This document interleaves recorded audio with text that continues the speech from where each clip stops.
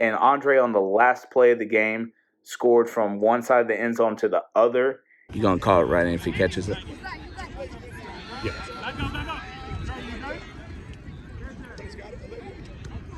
Come on, man. Get Phil, go! Go! Go! Go! Reach! Reach!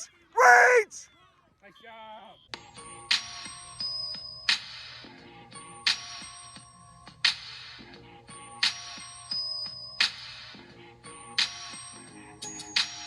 Hey guys, what's going on? It's your boy Saglich, aka Sag. And like I've told you guys before last week's video, now this week's video, I was going to take Friday through Sunday off. Friday was day 16th of SAGMAS, and unfortunately I wasn't smart enough to do this within the days because we got a busy weekend. So I decided that I'm going to give you guys a little recap and go from there.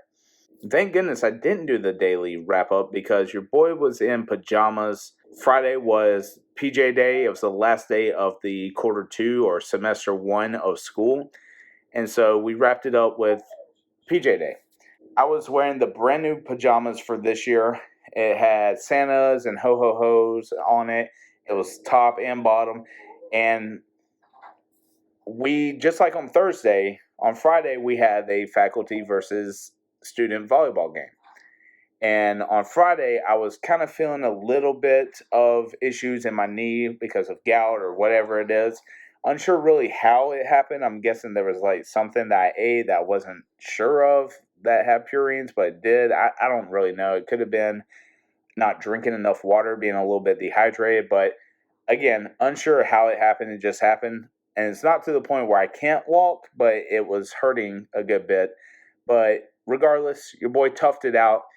And when I was leaving to go to school, I go through the garage, I open the garage door, I close it, lock it, all that good time. So there's like maybe 5 seconds within that time limit that I'm in a completely dark garage. And all of a sudden I look down and the beards were glowing.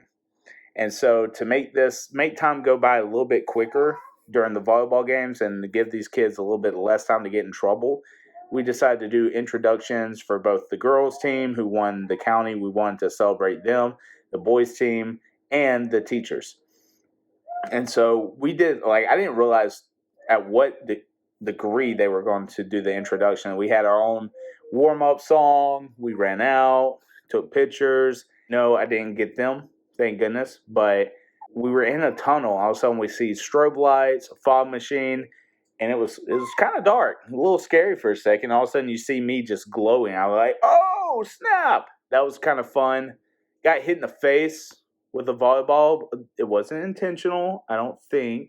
The girl who served it, luckily for me, the girl who served it hit it at another math teacher, and he reacted, but instead of doing like that and hitting it back over, he hit it, and his hands must have been a little bit off or something, to where it turned and like just shattered my face. It ricocheted off of his hand straight into my face, and I mean, we got the heads up of if a girl went to spike it, if a certain girl on the team went to spike it, you got out of the way. Because I'm pretty sure I told you this, but she broke a girl's nose. I don't feel like having this, my moneymaker, getting hurt anytime soon. After school, came home and didn't officially realize that it was Christmas break until we were over at our friend's house whose kids played with Andre during the flag football season. And we had dinner with them. Andre loves them, loves hanging out with them. They play games, they play outside, they do all sorts of stuff, and we just kind of talk and get along with the parents. And they have a tendency of getting Andre ridiculous amount of stuff, and it's not in a bad way.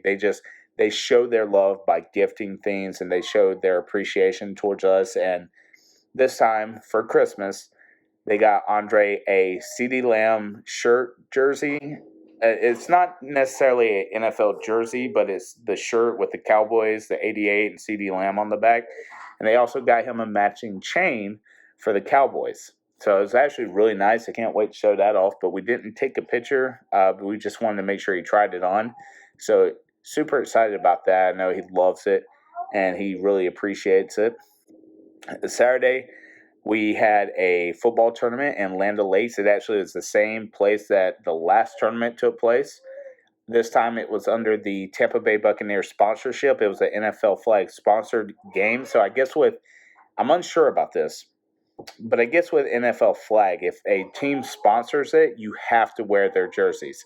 And the biggest issue during that time was which team is home using the red jerseys, which team was away using the white. It's not really that big of a deal, but to the kids, they get annoyed when they have to like push it, like change it over and stuff. We did not do as well as what we planned. I mean, we go in every tournament hoping to win it all. We know we have the kids who have the ability to, not to make excuses, but we don't practice as much as a lot of other teams.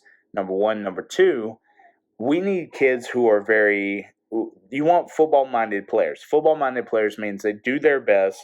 They do everything for the team. They go all out every play. Unfortunately, some of these kids don't have that dog in them. I don't know if I'm talking to the blind world out there, but Andre's one of those kids who gives everything on every single play.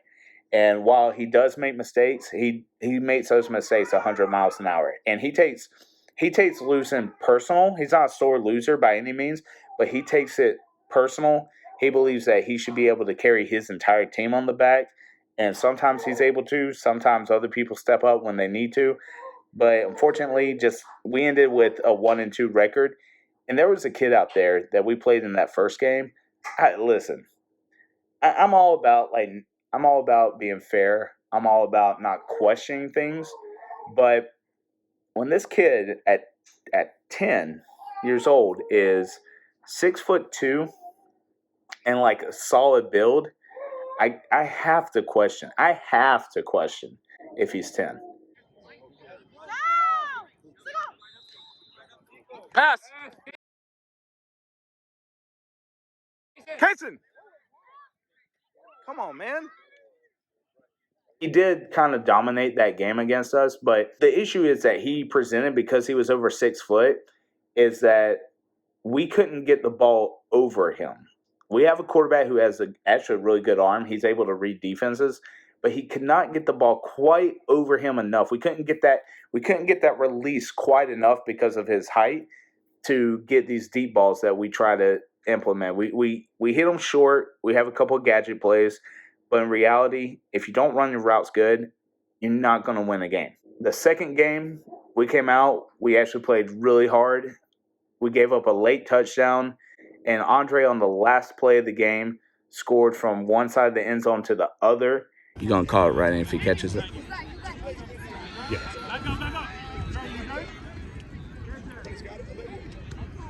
Come on, man. Get Phil. Go. Go. Go. Go. Reach. Reach. Reach. And we decided to call a timeout because we felt the momentum in our hands. We wanted to show that we have faith in our players. So we called a timeout, and the rest were like, well, no, you guys do realize that was the last play of the game, that, this is a PAT. Whatever you get, you can tie or you can win. And we said, no. We understand that. We called a timeout because we wanted them to see, number one, we wanted to give Andre a break because he just ran the entire football length.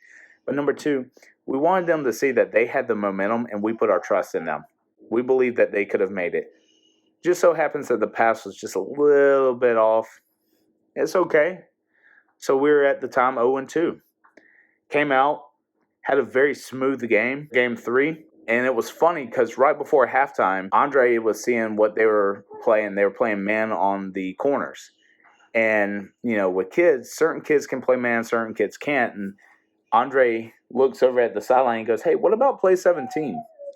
And right after he says that, the coach that calls the offensive plays on the sideline goes, hey, what do you think about 17?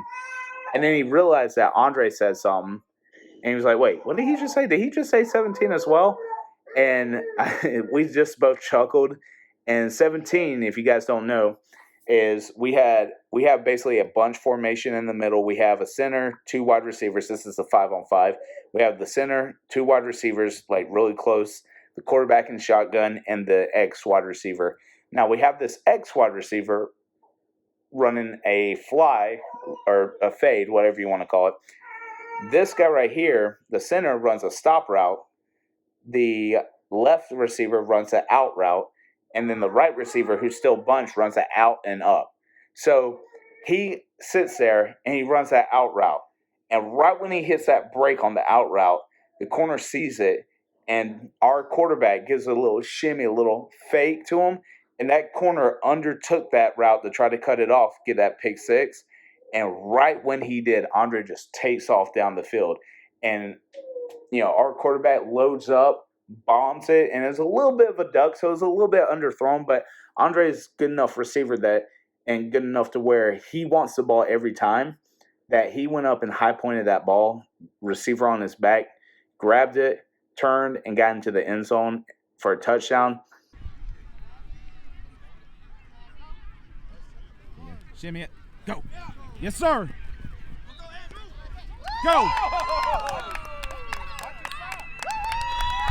But unfortunately, that penalty was called back for impeding the rusher. These guys were a little bit flag happy. I don't really say that about refs. I think refs do a great job out there for the most part, but it was a real poor call. I mean, you can't call something as trivial as that when our guy literally just got called for it the last games, and we're trying to get him out of the way. We had to stay a little bit late because we had to figure out if we were going to make that tournament, the elimination tournament, or not, because the best 6 teams of 12 got in. And we were right on the cusp. There were a couple of things that had to happen for us to get in. And then when we realized that the bubble team that was above us was going to win their game, that put us out of it, we decided that to pack everything up, thank everybody for coming out, and head home. And during that drive home, driving there is super easy. It's only like an hour and 20, hour and 30 minutes. But driving back on I-4 is the worst interstate in the entire world.